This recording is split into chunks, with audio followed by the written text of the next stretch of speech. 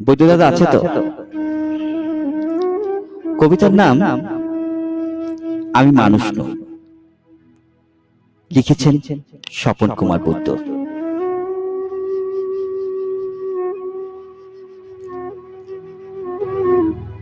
নিজেকে মানুষ ভাবতে মাঝে মাঝে ভীষণ ঘৃণা হয়।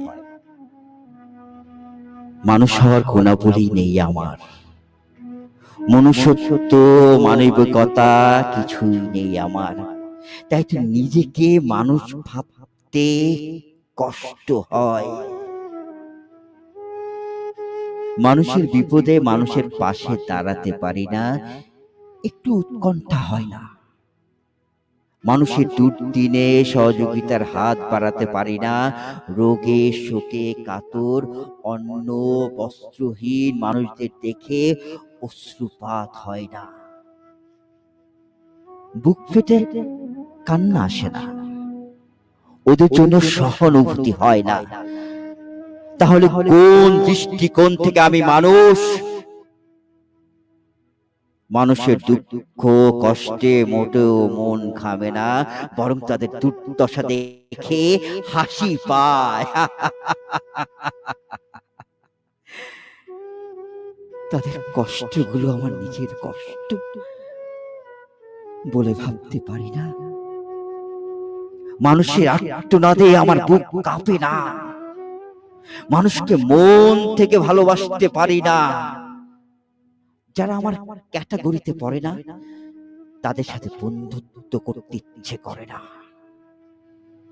মানুষ যখন তাদের ন্যায্য অধিকারের দাবিতে আন্দোলন করে, তাদের আন্দোলনে অংশগ্রহণ করতে পারি না, তাদের ব্যথায় সমবেথিত হতে পারি না, তাহলে কিভাবে নিজেকে মানুষ ভাববো?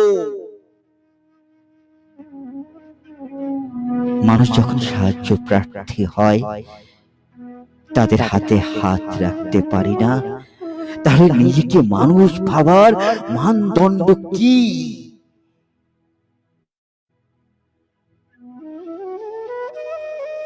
মানুষের দারিদ্রতাকে তুচ্ছের চোখে দেখি, মানুষের অভাবকে তাদের জীবনের চরম পরাজয় মনে করি, তাহলে নিজেকে কিভাবে মানুষ মনে করি? কিভাবে মানুষ হয়ে যদি কখনো মানুষের উপকারে না আসি, তাহলে নিজেকে কিভাবে মানুষ ভাববো?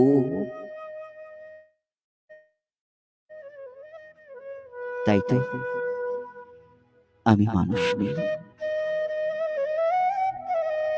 তাই তো আমি মানুষ নই। থ্যাংক ইউ সবাইকে, অসংখ্য অসংখ্য ধন্যবাদ।